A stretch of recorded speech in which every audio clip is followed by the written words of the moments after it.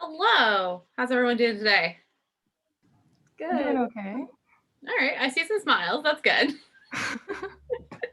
All right. Anyways, we'll introduce ourselves. You'll introduce yourselves, and then we'll get to the question.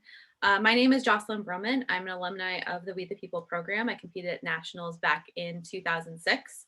I currently work on Capitol Hill for Congressman Don Young of Alaska, and I'm also an attorney, a lawyer, one of the two. Maybe they're the same thing. I don't know anymore. But anyways, I'll let my fellow judges introduce themselves as well. Thank you. My name is Evan Gessner, and I'm a civil rights attorney in Lexington, South Carolina. In the United States, lawyer and attorney is the same thing. In other countries, there's some differences. Like in England, they have solicitors and barristers. And at one point, I could have told you the difference, but that has since fallen out of my brain. This is my first year judging the national competition, though I've judged the state level competitions here in South Carolina for probably about 12 or 13 years. So I'm excited to be here and looking forward to your presentation. And I am Francine Engel, and I'm a political scientist, and I focus on American constitutional development. And I work with the Maryland Council for Civic and History Education. And so I'm a judge from Maryland. Hello, we are Unit 3 from Grant High School in Portland, Oregon. My name is Quinn Bennett. My name is Ty Halpern. My name is Maya Rashid. And my name is Natalie Kolrak, and this is our teacher, Ms. Di Pasquale. Excellent. All right, Unit 3, get to do question 1 today. And I will read it for the benefit of everyone. Oliver Wendell Holmes said, "I do not think the United States would come to an end if we lost our power to declare an act of Congress void. I do think the Union would be imperiled if we could not make that declaration as to the laws of the several states. What impact has judicial review had on federalism? Is judicial review a counter-majoritarian practice? Please support your position. And what limits, if any, would you place on the practice of judicial review? Please begin when ready." Judicial review has had a profound impact on federalism, both positive and negative. In his quote, Justice Holmes makes the same distinction as made in the Supremacy Clause, that the Constitution and the laws of Congress are superior to any contradictory state laws, but that the Constitution is not explicitly superior to the laws of Congress. Holmes was mainly concerned about the negative impact of state laws on national commerce. In 3 landmark cases, Fletcher v. Peck, McCulloch v. Maryland, and Gibbons v. Ogden, the Supreme Court used judicial review to make the first significant impact on federalism when it invalidated state statutes that promoted state economic interests at the expense of national commerce.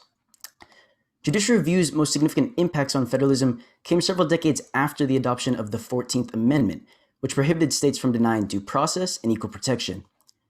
The Supreme Court interpreted the Due Process Clause, starting with Gitlow v. New York in 1925, to incorporate sections of the Bill of Rights against the states through the power of judicial review. Through substantive due process, the Supreme Court has since interpreted the liberty component of the Due Process Clause to imply fundamental rights from the Constitution. In Griswold v. Connecticut in 1965, the Supreme Court struck down a state statute under a right to privacy found in sections of the Bill of Rights. Privacy was later used to strike down state laws against abortion in Roe v. Wade and gay marriage in Obergefell v. Hodges. On one level, judicial review absolutely is a counter-majoritarian practice. Unelected federal judges have the power to overturn laws that reflect the will of the majority. The Constitution actually protects judges' ability to make unpopular decisions, as Article 3, Section 1 gives them life tenure and ensures that their salary will not be diminished while they're in office. On the other hand, judicial review is so ingrained in our government that virtually no one questions its legitimacy or the Marbury v. Madison decision.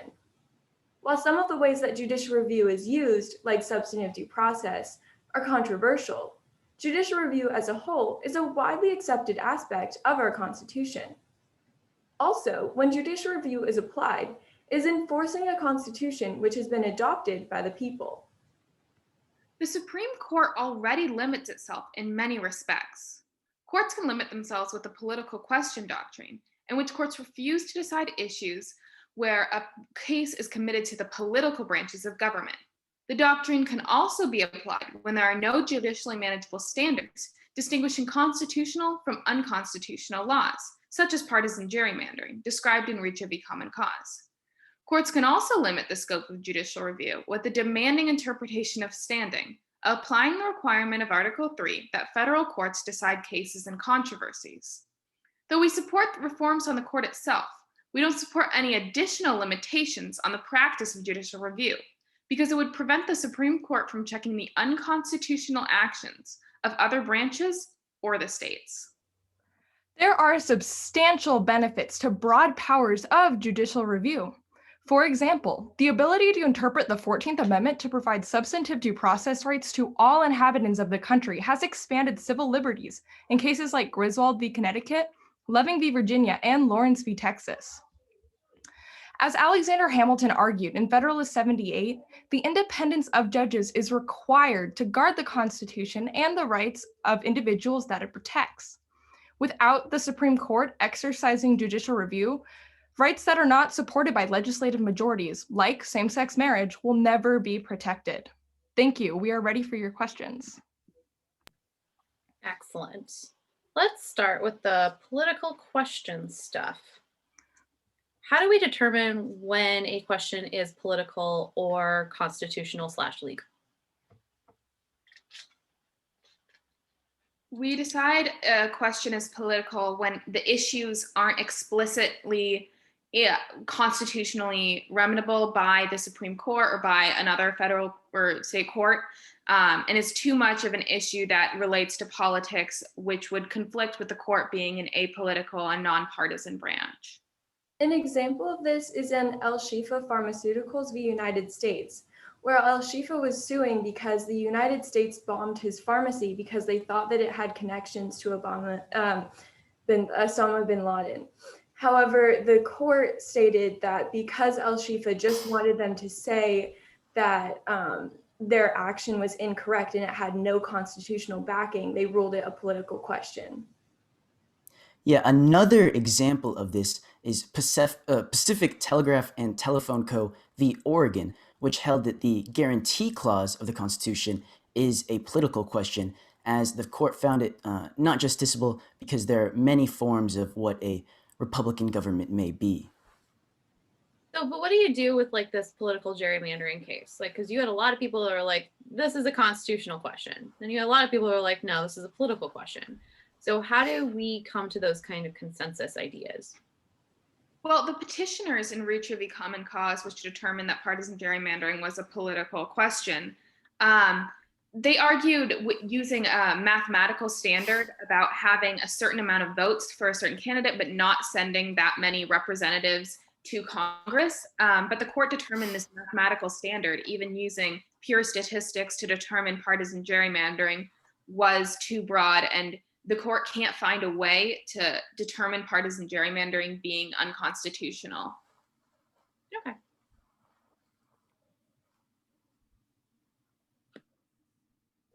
That was on mute there. How do different theories about how we should interpret the Constitution affect judicial review?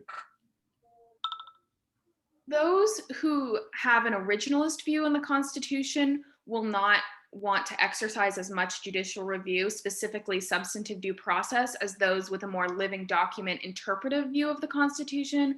Those with this more originalist, less judicial review people could be Justice Thomas, Justice Gorsuch, the late Justice Scalia on the Supreme Court. We see this with cases like Obergefell v. Hodges being classified as a controversial case because of the fact that substantive due process was a driving force in how the case was decided. Let's go back to the political questions doctrine that you were talking about. So we talked about how the court said that political gerrymandering was a non-justiciable political question. But then in a case like Baker versus Carr, they said one person, one vote. That was a legal question and not a political question.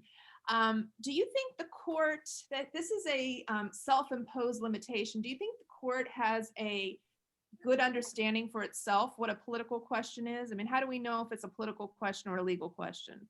I would say that they do not have a great understanding of what a political question doctrine or what the political question doctrine is or how it should be used. And we see this in the case Bush v. Gore, which is that iconic 2000 case where they decided the winner of a presidential election. I mean, how is that not a partisan issue?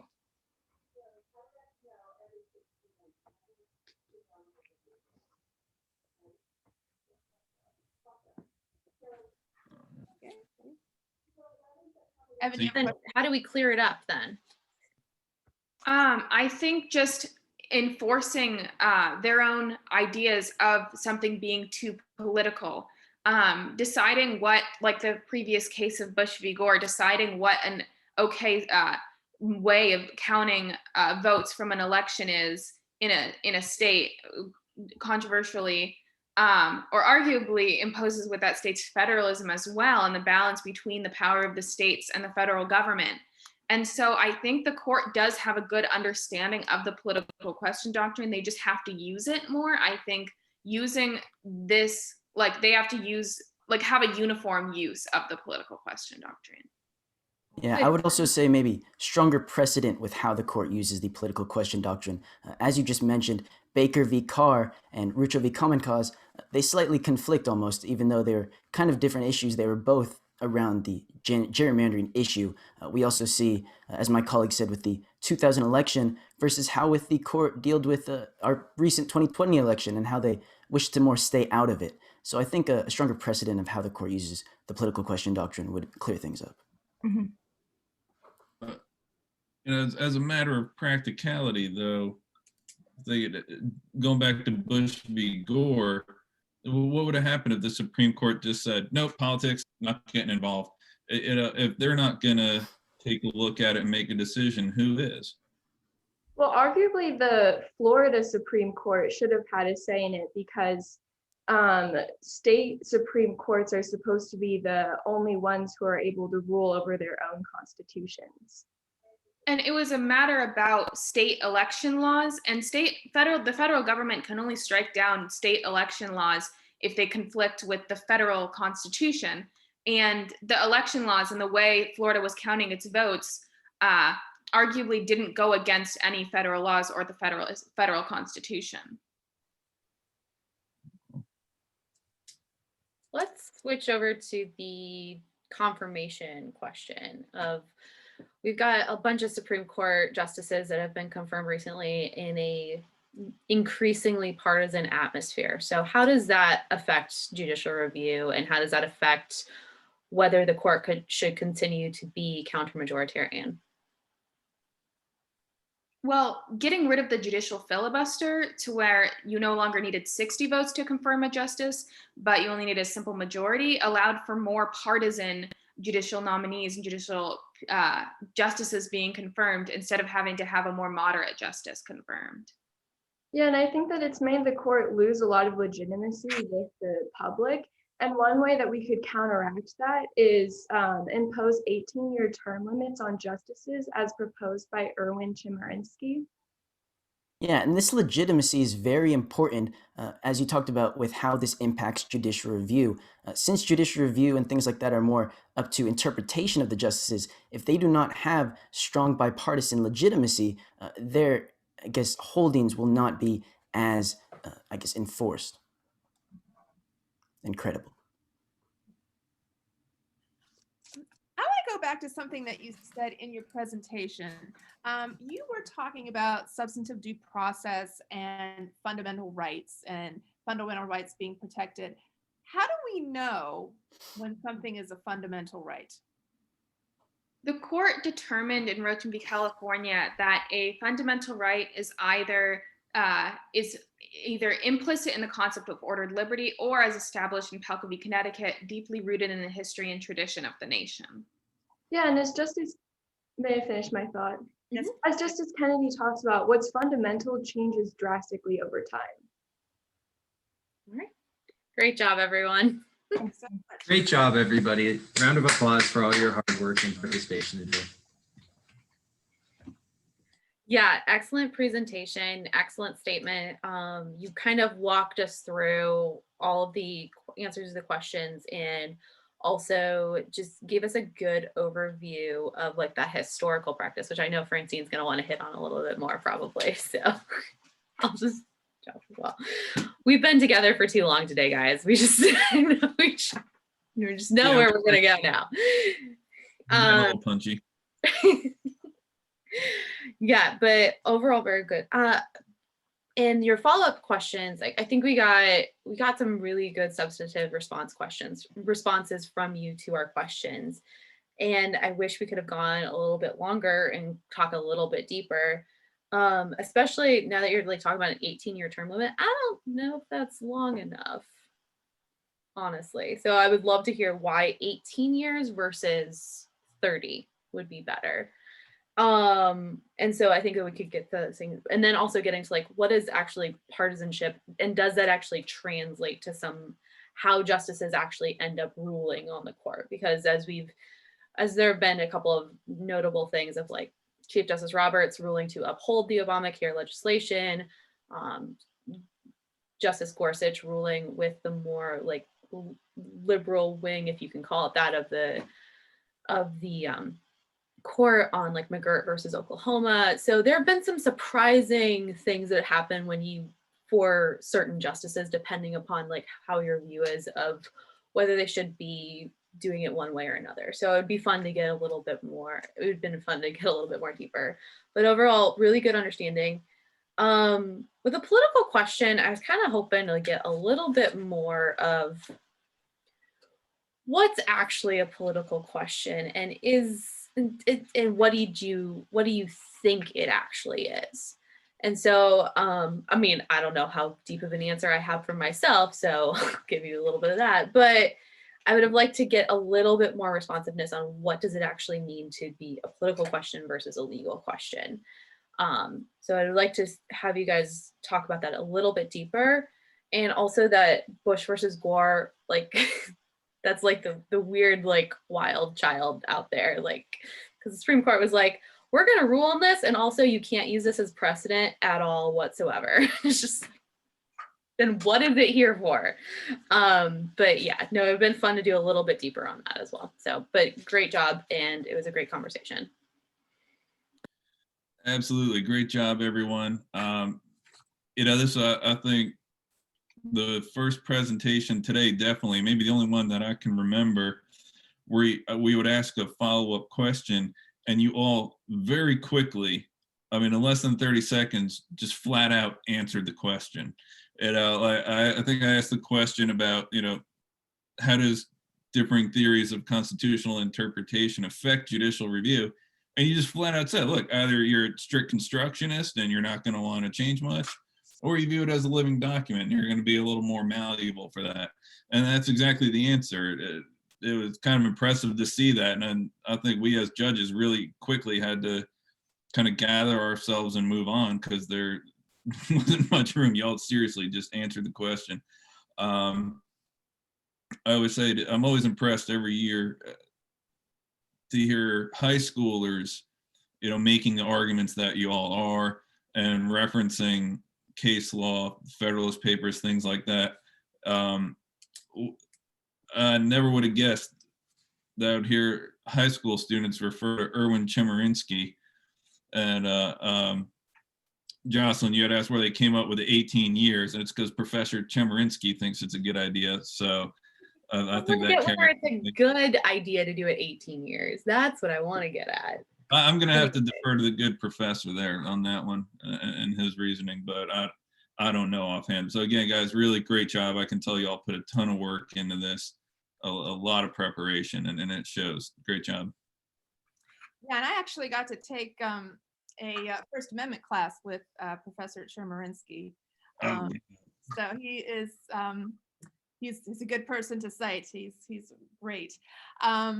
So I thought you did a really great job all the way around, and really, the questions that we asked you, you really got to the heart of them. You didn't kind of dance around anything. You really, what we asked you answered. When we're talking about the political questions, I thought you did a good job with that, but I think you could even dig a little bit deeper with that. And, you can even go back all the way to Marbury versus Madison.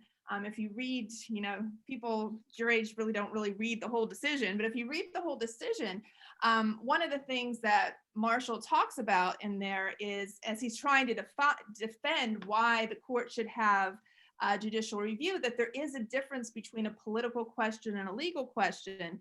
And he tries to make the argument that Marbury's issue here is not purely political, that it's a legal question because it has an individual right that has been denied, and there's no other way for him to get a remedy, and the only remedy is for the court to act. So, that's another sort of definition that you can put in there of how something becomes a legal question, is if your individual right is being denied and there's no other remedy that is available, that it automatically becomes a legal question, and that the court should get involved, even though it might be political in nature.